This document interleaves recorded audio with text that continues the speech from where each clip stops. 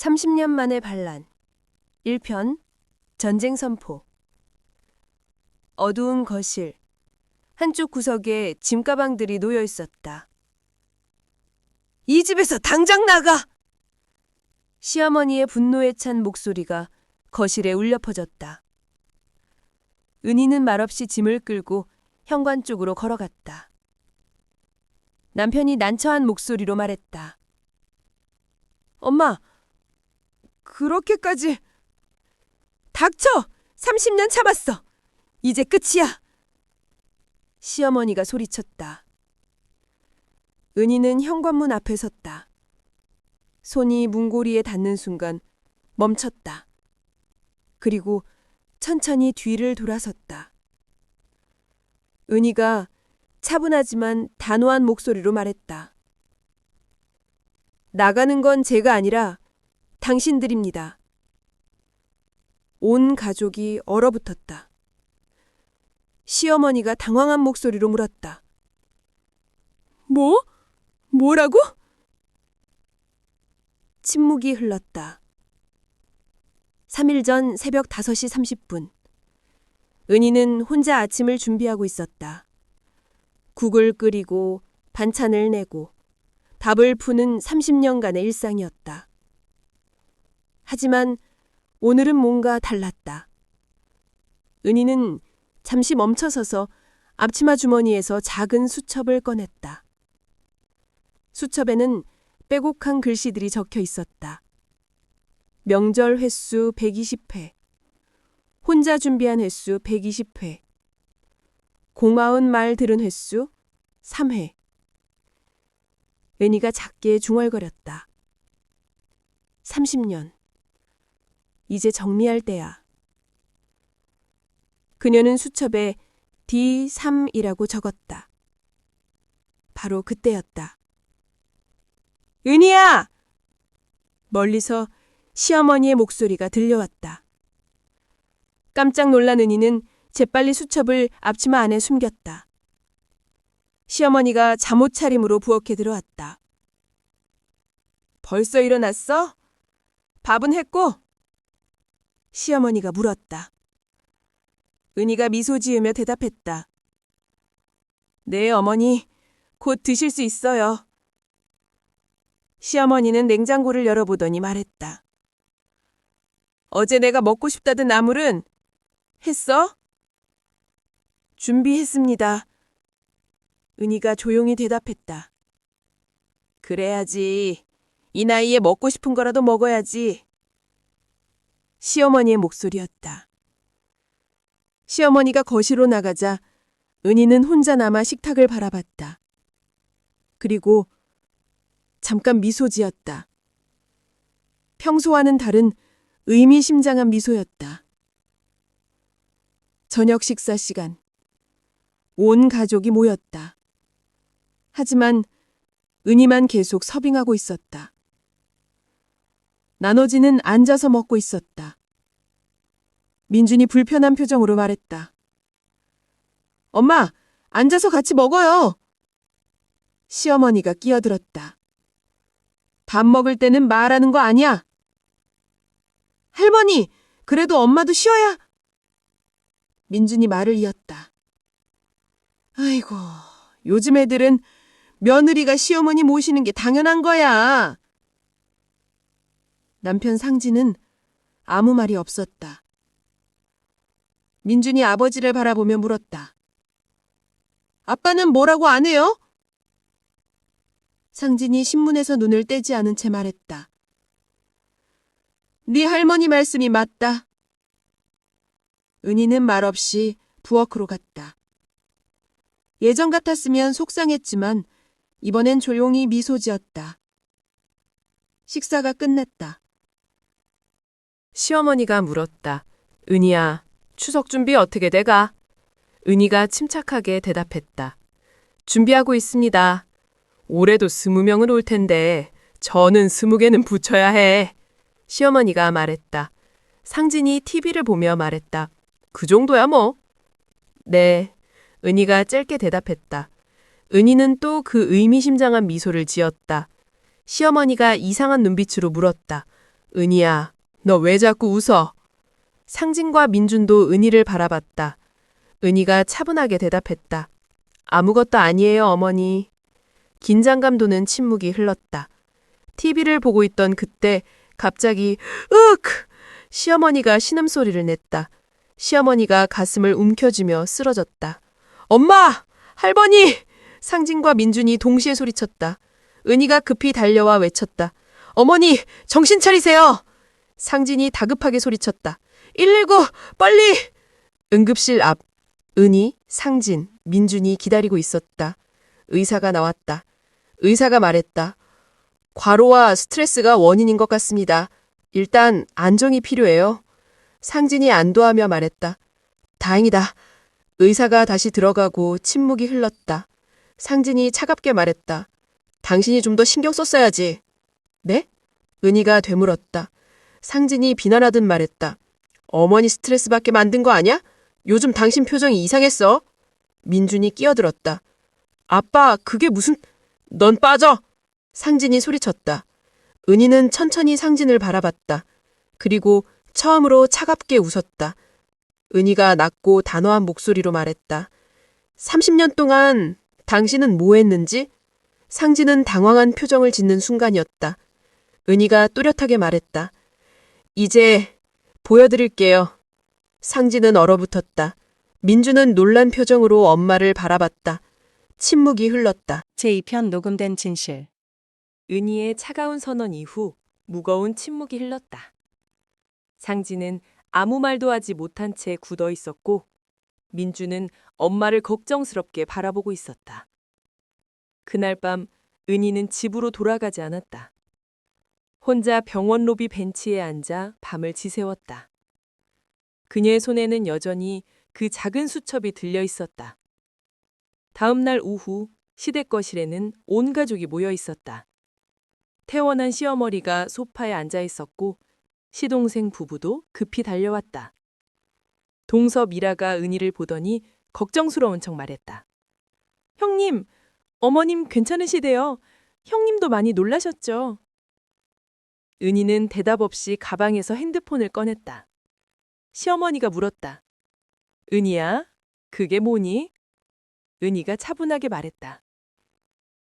3년 동안 제가 모아온 것들이에요. 그녀가 핸드폰 화면을 타치하자 스피커에서 소리가 흘러나왔다. 핸드폰에서 동서 미라의 목소리가 재생되었다. 형님, 집에서 맨날 놀면서 참 편하게 사시네. 시댁 일이야 뭐 당연한 거 아니에요. 나는 워킹맘이라 바쁘다고요. 친구와 통화하던 내용이었다. 미라의 얼굴이 새하얗게 변했다. 시어머니가 놀라서 물었다. 미라야, 이게 무슨 소리니? 은희가 계속 재생했다. 또 다른 녹음이 흘러나왔다. 명절 때 제사 준비요? 저 안 갈래요. 핑계대고 해외여행 갈 거예요. 형님이 알아서 하시겠죠 뭐. 미라가 변명하려 했다. 형님, 이건 그냥 농담. 은희가 차갑게 끊었다. 3년 전 추석, 동서는 몸이 아프다고 안 왔죠. 사진 보실래요? 그녀가 핸드폰을 돌렸다. 발리 해변에서 웃고 있는 미라 가족의 사진이었다. 시어머니 얼굴이 굳었다. 시동생 재석이 급히 나섰다. 형수님, 이건 좀... 은희가 재석을 바라보며 말했다. 서방님 것도 있어요. 또 다른 녹음이 재생되었다. 시동생 재석의 목소리였다. 형수? 뭘 알아? 형이 돈 벌어오는데 집안일이나 하는 거지. 나는 명절 때만 얼굴 보여주면 되니까 편하지. 웃으며 동료들과 나눈 대화였다. 재석이 얼굴에서 피가 빠져나갔다. 은희가 다시 사진을 보여주었다. 작년 설날 서방님은 회사 출근이라고 하셨죠? 이건 그날 골프장 사진이에요. 사진 속에는 골프채를 든 재석이 환하게 웃고 있었다. 시어머니가 믿을 수 없다는 표정으로 물었다. 채소가. 미라야, 너희가 정말... 은희가 천천히 자리에서 일어났다. 어머니, 이게 전부가 아니에요. 동서가 저한테 한 말들, 서방님이 뒤에서 저를 무시한 말들 전부 여기 있어요. 그녀가 핸드폰을 흔들었다. 3년 동안 전 명절마다 그들의 거짓말을 보면서도 참았어요. 혼자 새벽부터 준비하고 설거지하고 치우면서도 참았죠. 왜냐하면 가족이니까요. 하지만 이젠 그녀의 목소리가 단호해졌다. 더 이상은 안 됩니다. 시어머니가 떨리는 목소리로 물었다. 은희야, 그럼 넌 왜 이제 말하는 거니? 은희가 조용히 대답했다. 준비가 끝났으니까요. 어제 병원에서 남편이 저한테 한 말 기억하세요? 그게 마지막 방아쇠였어요. 상진이 급히 말했다. 은희야, 진정해. 우리 얘기 좀. 은희가 그를 가로막았다. 30년 동안 진정했어요. 이제 제 차례예요. 그녀가 가방을 들고 현관 쪽으로 걸어갔다. 시어머니가 다급하게 불렀다. 은희야, 어딜 가려고? 은희가 문 앞에서 멈춰서더니 뒤를 돌아봤다. 이번 추석 전 안 할 거예요. 20명 음식 전 20개. 직접 해보세요. 제가 얼마나 힘들었는지. 그녀의 눈빛이 단호했다. 다음엔 더 큰 게 나올 거예요. 각오하세요. 문이 닫히는 소리. 거실에 남은 가족들은 서로를 바라보며 얼어붙어 있었다. 시어머니가 동서와 시동생에 노려보며 말했다. 너희들, 이게 대체 무슨 짓이야? 제3편 시댁의 붕괴. 은희가 나간 뒤 거실에는 무거운 침묵만이 감돌았다. 시어머니가 먼저 입을 열었다. 너희들 정말 그런 짓을 했어? 동서 미라가 변명하려 했다.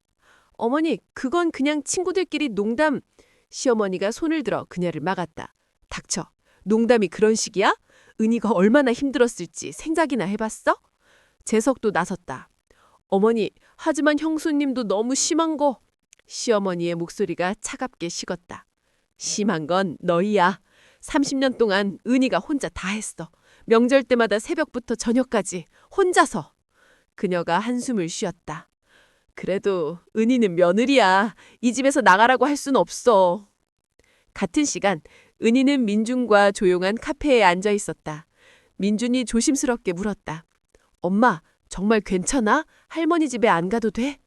은희가 커피를 한 모금 마시고 미소 지었다. 응? 엄마는 이미 준비 다 했어. 민준이 놀란 표정으로 물었다. 준비? 무슨 준비? 은희가 가방에서 서류 봉투를 꺼냈다. 엄마, 사실 3개월 전부터 작은 오피스텔 계약했어. 짐도 조금씩 옮겨놨고. 민준이 깜짝 놀랐다. 엄마가? 언제? 은희가 차분하게 설명했다. D91일부터 수첩에 적어둔 거 기억나지? 오늘이 D2야. 내일이면. 그녀가 잠시 멈췄다가 말을 이었다. 내일이면 완전히 자유로워져. 다음 날 아침 시댁은 혼란에 빠져 있었다. 상진이 부엌을 둘러보며 당황했다. 은희야, 밥! 하지만 거기엔 아무도 없었다. 냉장고도 비어 있었고 반찬도 없었다. 시어머니가 거실로 나왔다. 은희는, 민준이는? 상진이 핸드폰을 확인하며 말했다. 전화도 안 받아요. 어젯밤에 집에 안 들어왔나 봐요. 그때 재석과 미라가 도착했다. 미라가 물었다. 어머니, 추석 준비는 어떻게 되어가요? 오늘 장이라도 봐야. 시어머니가 한숨을 쉬었다. 은희가 없는데 어떡해. 너희라도 도와줘. 미라와 재석이 서로를 바라봤다. 그들은 명절 준비를 한 번도 해본 적이 없었다. 상진도 마찬가지였다. 주방에 선 세 사람은 막막한 표정으로 서 있었다. 주방은 전쟁터가 되었다. 미라가 당근을 깎다가 손을 베었다. 아야, 이거 왜 이렇게 안 깎여? 재석은 파전을 붙이다가 프라이팬을 태웠다. 이게 왜 자꾸 눌어붙지?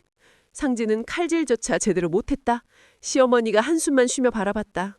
은희 없으면 이것도 못하냐? 30년 동안 뭘 본 거야? 오후가 되자 주방은 엉망이 되었다. 태운전, 설익은 나물, 짜디짠 국. 시어머니가 음식을 맛보다가 포기했다. 안 되겠어. 이대로는. 바로 그때 상진의 핸드폰이 울렸다. 은희였다. 상진이 다급하게 받았다. 은희야, 어디야? 빨리 와. 주석이. 은희의 차갑고 담담한 목소리가 들려왔다. 잘 준비하세요. 저는 이제 남이니까요. 은희의 목소리는 흔들림이 없었다. 상진이 당황하며 말했다. 남? 무슨 소리야 당신? 은희가 차분하게 말했다. 3년 전부터 녹음하고 90일 전부터 준비했어요. 오피스텔도 계약했고 민준이도 저랑 같이 있어요. 배경에서 민준이 목소리가 들려왔다. 아빠, 저는 엄마 편이에요. 상진이 목소리를 높였다. 은희, 당장 돌아와. 가족이 뭔데 이러는 거야. 은희가 비웃듯 말했다. 가족이요? 제가 아플 땐 병원도 안 데려가시더니, 제가 힘들 땐 눈도 안 맞으시더니 이제 와서 가족이래요? 그녀의 목소리가 더 단호해졌다. 20명 음식, 전 20개. 혼자 해보세요. 3일 밤 목 자는 게 어떤 건지, 손이 얼마나 아픈지. 전화가 끊어졌다. 핸드폰을 내려놓은 상진의 손이 떨렸다. 시어머니가 물었다. 뭐래? 상진이 힘없이 대답했다. 안 온대요. 민준이도 데려갔어요. 거실에 무거운 침묵이 흘렀다. 미라가 조심스럽게 말했다. 그럼 우리가 계속... 시어머니가 냉정하게 말했다. 당연하지. 친척들 다 온다는데 어떡해. 재석이 한숨 쉬며 말했다. 형수님이 메뉴온 이걸 혼자 했다는 거죠? 상진이 주방을 바라봤다. 엉망진창인 부엌, 태운 음식들, 설거지가 쌓인 싱크대. 그제야 그가 깨달았다. 30년 동안 은희가 혼자 감당했던 무게를. 시어머니가 조용히 말했다. 은희, 내가 미안하구나. 하지만 이미 늦었다. 은희는 떠났고 돌아오지 않을 것이다. 같은 시간 작은 오피스텔에서 은희와 민주는 치킨을 먹으며 웃고 있었다. 자유로웠다. 제4편 동서의 거짓말. 추석 당일 새벽 4시 시댁 주방은 여전히 혼란스러웠다. 상진, 재석, 미라가 피곤한 얼굴로 음식을 준비하고 있었다. 전은 반쯤 탔고 잡차는 눌어붙었고 갈비찜은 질겼다. 미라가 한숨을 쉬며 말했다. 어떡해요. 오전 10시면 친척들 오는데. 시어머니가 지친 목소리로 말했다. 은이 없으면 정말 안 되는구나. 30년 동안 혼자 이걸 다 했다니. 재석이 설거지를 하다가 투덜거렸다. 설거지다 이렇게 많을 줄이야. 상진은 말없이 칼질을 하고 있었다. 손이 베이고 눈물이 날 것 같았지만 참았다. 그때 미라가 밝은 목소리로 말했다. 어머니, 제가 도와드릴게요. 제가 좀 요리를 할 줄 아는데. 시어머니가 희망을 품고 그녀를 바라봤다. 바로 그때 가족 단톡방에 메시지가 도착했다. 은희였다. 명절 아침 다들 고생 많으시죠? 전 잘 자고 일어났어요. 상진이 이를 악물었다. 곧이어 또 다른 메시지가 왔다. 그런데 동서, 작년 추석 때 해외에 있었죠? 미라의 얼굴이 굳었다. 사진이 첨부되었다. 발리 해변에서 웃고 있는 미라 가족의 모습이었다. 은희의 메시지가 계속 이어졌다. 아프다고 안 왔다면서요. 인스타그램에 올린 사진 캡처했어요. 시어머니가 핸드폰을 보더니 미라를 노려봤다. 미라야, 이게 뭐니? 미라가 변명을 시도했다. 어머니, 그건 애들이 가고 싶다고 해서. 단톡방이 폭발했다. 다른 시누이들도 메시지를 보냈다. 어머, 미라 언니 거짓말했네? 작년에 우리만 갔었잖아. 은희의 온격은 멈추지 않았다. 서방님도 바빠서 못 오신 날들 많으셨죠? 재석이 당황해서 핸드폰을 움켜쥐었다. 사진이 올라왔다. 골프장에서 환하게 웃는 재석, 바다에서 낚시하는 재석, 친구들과 술 마시는 재석. 날짜가 전부 명절이나 제삿날이었다. 은희가 메시지를 보냈다. 회사 출근, 급한 회의, 전부 거짓말이었네요. 30년 동안 제가 혼자 준비하는 동안 어머님께 거짓말하고 놀러 다니셨군요. 시어머니의 손이 떨렸다. 재석아, 너도? 재석이 머리를 숙였다. 어머니, 죄송합니다. 시어머니가 두 사람을 번갈아 보며 한숨을 쉬었다. 은희는 30년을 혼자 했는데 너희는 거짓말까지 하면서 빠졌구나. 시어머니가 소파에 주저앉았다. 그녀의 목소리가 떨렸다. 너희들 정말 실망이야. 은희한테 사과해. 상진이 급히 은희에게 전화를 걸었다. 하지만 신호음만 울렸다.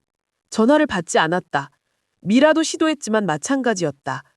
재석도 시어머니도 전부 차단당했다. 시어머니가 한숨을 쉬었다. 은희가 전화를 안 받네. 상진이 절망적으로 말했다. 어떡하지? 이대로는. 바로 그때 시누이 영미가 조심스럽게 말했다.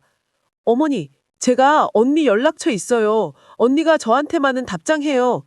모두가 영미를 바라봤다. 영미가 핸드폰을 보며 말했다. 언니가 딱 한 가지 조건을 내놨어요. 영미가 메시지를 읽어주었다. 어머니의 진심을 알고 싶어요. 어머니 방에 가계부가 있다면서요. 그걸 보고 싶어요. 시어머니의 표정이 미묘하게 변했다. 가계부? 영미가 고개를 끄덕였다. 언니가 어머니가 뭘 진짜 생각하시는지 알고 싶대요. 30년 동안 어머니가 써온 가계부를 보면 알 수 있을 거래요. 시어머니가 잠시 망설이더니 일어났다. 알았어. 가져올게. 그녀가 방으로 들어가자 거실에는 긴장감이 흘렀다. 상진이 중얼거렸다.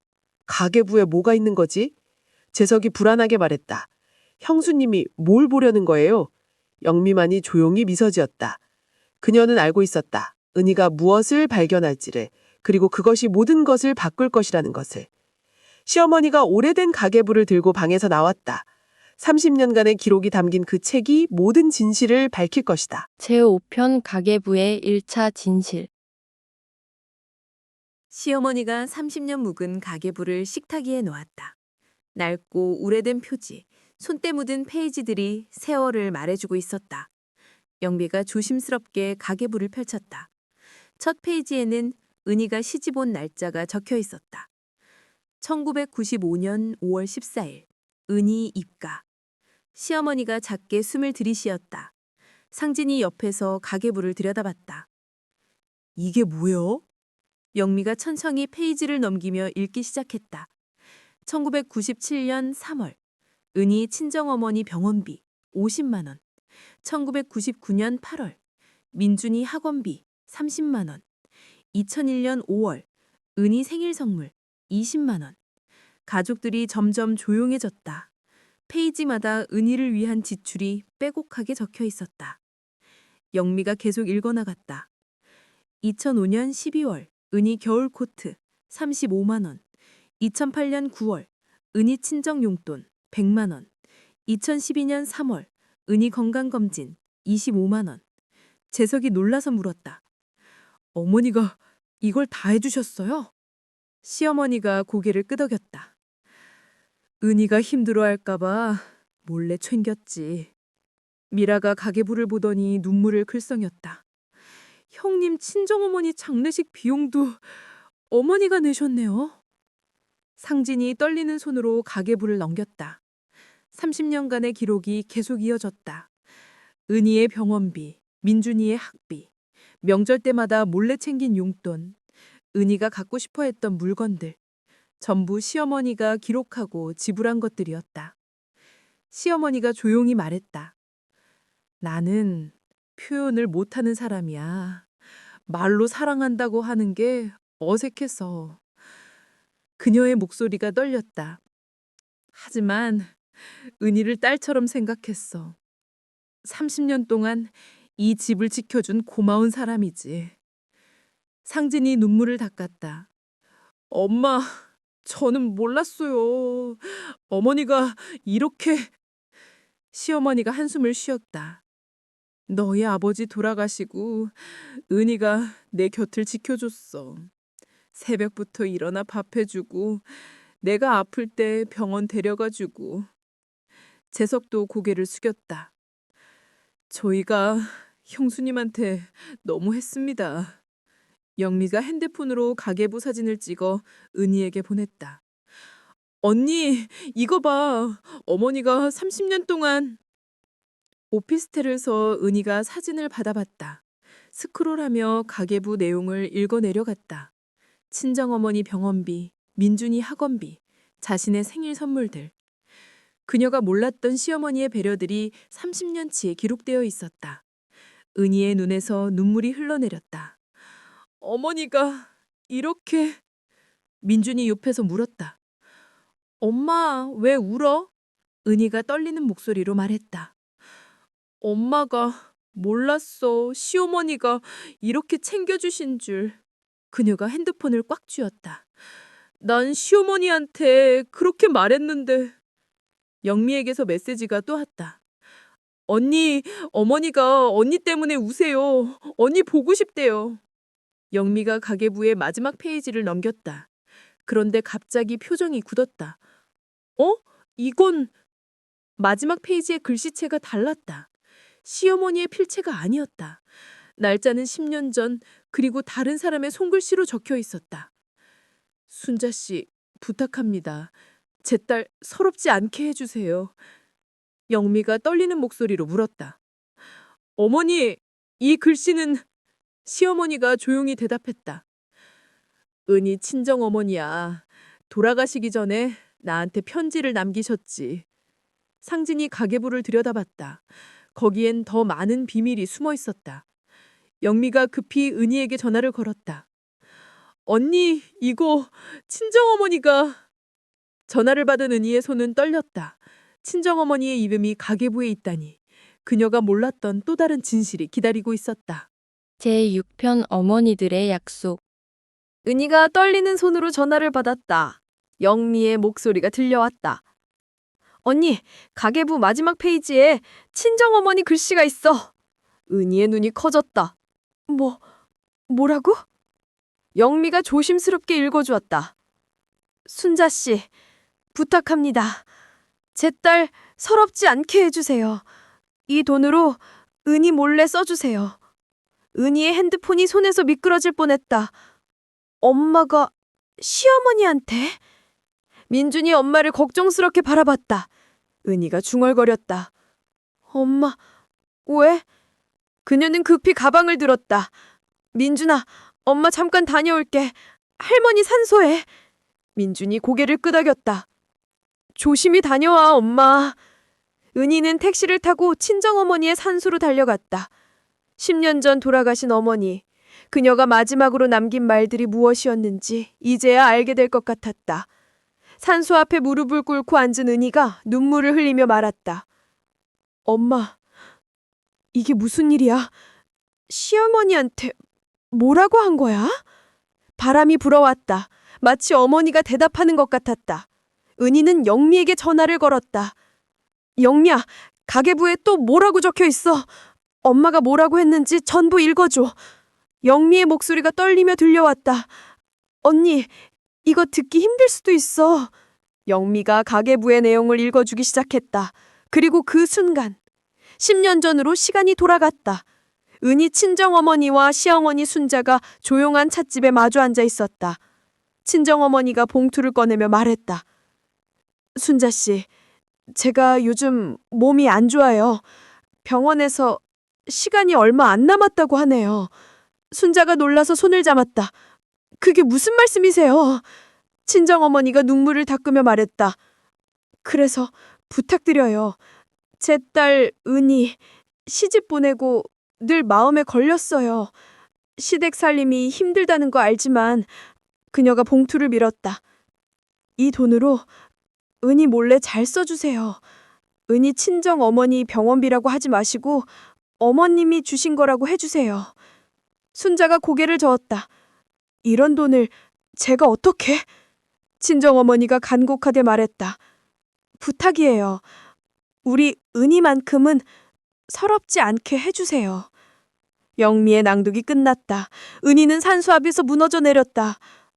엄마, 그럼 시어머니는 엄마 부탁을 들어주신 거였구나. 눈물이 멈추지 않았다. 30년 동안 내가 받은 모든 것들, 시어머니 돈이 아니라 엄마 돈이었던 거야? 그녀가 땅을 치며 울었다. 그런데 나는 시어머니한테 그렇게 말했어. 나가라고, 남이라고. 바람이 다시 불어왔다. 은희가 하늘을 올려다봤다. 엄마, 어떡해. 내가 시어머니한테. 그분은 엄마 약속을 30년 동안 지켜주셨는데. 그녀의 목소리가 떨렸다. 나는 너무 잘못했어. 돌이킬 수 없는 말들을 했어. 은희가 산수 앞에서 오열했다. 미안해 엄마. 나 때문에 시어머니가 평생 비밀을 지켜주셨는데. 민준에게서 전화가 왔다.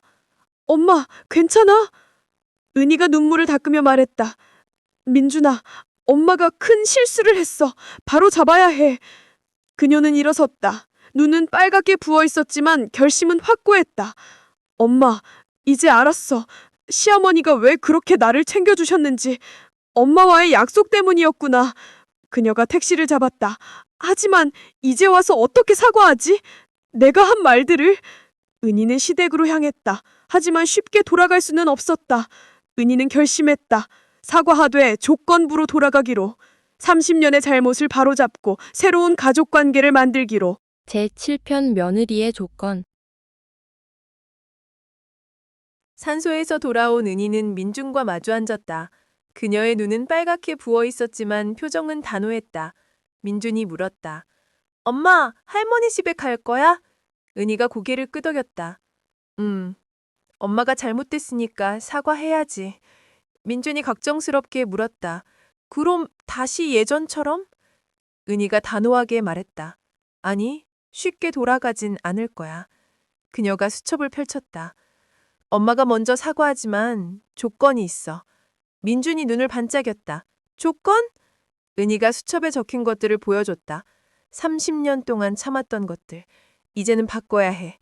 가족이라면 제대로 된 가족이 되어야지. 민준이 미소 지었다. 엄마 멋있어! 추석 당일 오전 시댁 거실에는 온 가족이 모여 있었다. 상진, 시어머니, 재석, 미라 모두 지친 얼굴이었다. 그들이 준비한 음식은 형편없었다. 그때 초인종이 울렸다. 상진이 문을 열자 은희가 서 있었다. 민준도 함께였다. 시어머니가 놀라서 일어났다. 은희야.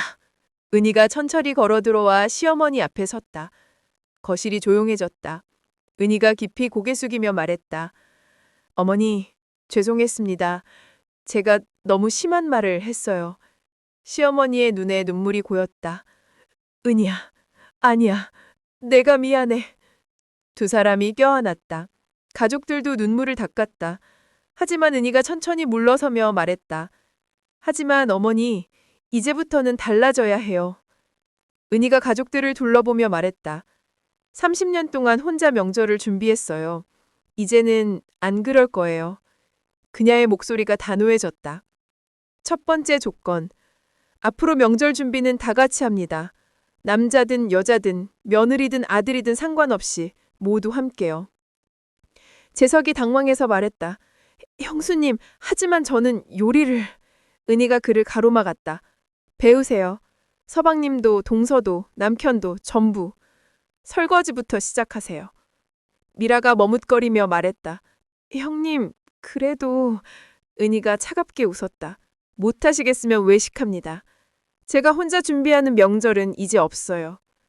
은희가 시어머니를 바라보며 말했다. 두 번째 조건. 어머니, 저도 1년에 한 번은 친정 다녀올 권리가 있어요. 시어머니가 잠시 침묵했다. 거실의 공기가 무거워졌다. 은희가 계속 말했다. 30년 동안 명절은 전부 시댁에서만 보냈어요. 엄마 산소에도 제대로 못 갔어요. 이제는 제 친정도 챙기고 싶어요. 시어머니가 천천히 고개를 끄덕였다. 그래, 당연한 거였는데 미안하구나. 은희의 눈에 눈물이 고였지만 목소리는 흔들리지 않았다. 세 번째 조건. 저를 무시하는 말, 뒤에서 욕하는 말 다시는 안 합니다. 못 지키시면... 그녀가 가방을 들어 보였다. 제 녹음 파일들 아직 많이 남아 있어요. 상진이 급히 나섰다. 은희야, 그건 좀 심한 거 아니야? 우리가 가족인데. 은희가 그의 손을 뿌리치며 말했다. 30년 참았어요. 이제 제 방식대로 할 거예요. 그녀의 눈빛이 차갑게 식었다. 싫으시면 제가 또 나가죠.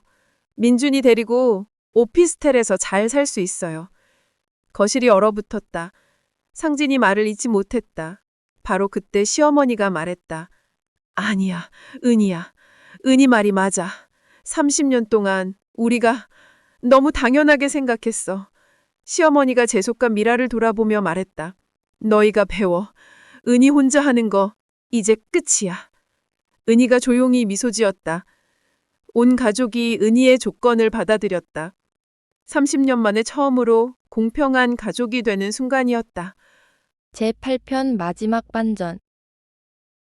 다음 명절 시댁 주방은 완전히 달라져 있었다. 상진이 앞치마를 두르고 서툴게 설거지를 하고 있었다. 이게 왜 이렇게 미끄러워? 재석은 전을 붙이다가 또 태웠다. 또 눌어붙었네. 미라는 나무를 다듬으며 투덜거렸다.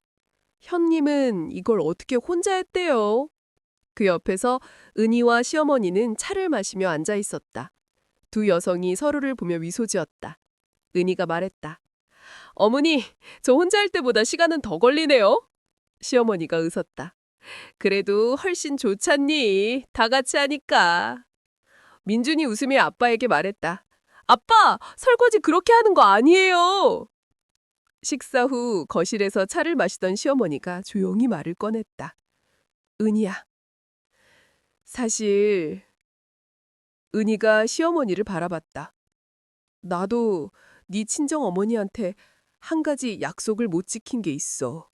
은희가 고개를 갸웃했다. 약속이요? 시어머니가 방으로 들어가더니 가계부를 들고 나왔다.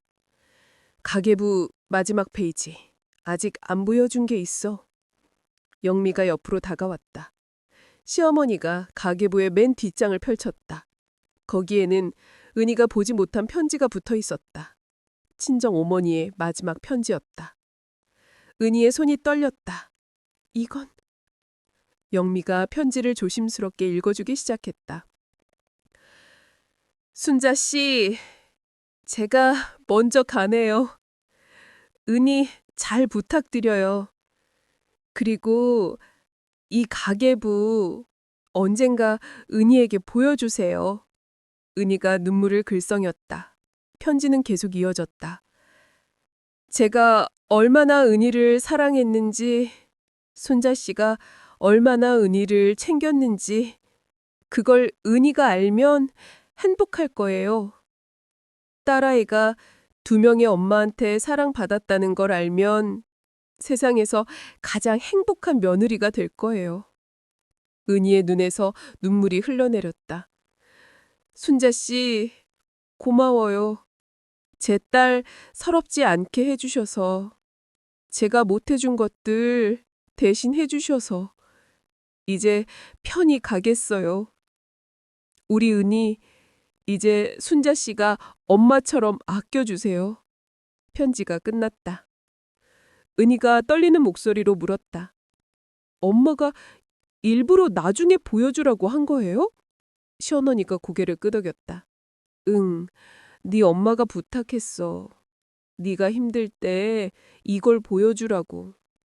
은희가 가계부를 꼭 껴안았다. 엄마, 그럼 시어머니는? 시어머니가 눈물을 닦으며 말했다. 나는 네 엄마의 약속을 지킨 것뿐이야. 하지만 30년 동안 정말 딸처럼 생각했어. 두 여성이 서로를 바라봤다. 은희야, 네가 나간 그날 나도 깨달았어. 내가 너한테 얼마나 의지하고 있었는지.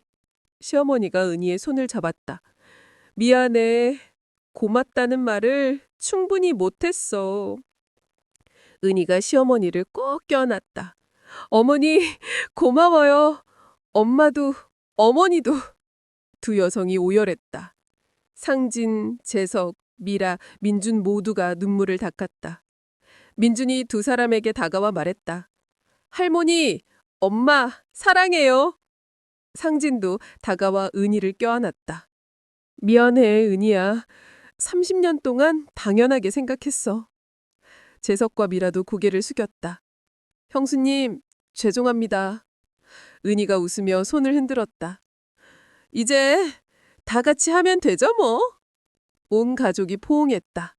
따뜻한 거실에 웃음이 퍼졌다. 은희가 카메라를 향해 조용히 말했다. 30년이 걸렸지만 이제야 알았어요. 사랑은 다양한 모습이라는 걸. 시어머니의 무뚝뚝한 챙김도 엄마의 조용한 배려도 전부 사랑이었어요. 그리고 이제 저도 행복해요. 엄마, 시어머니 두 분 다 고마워요.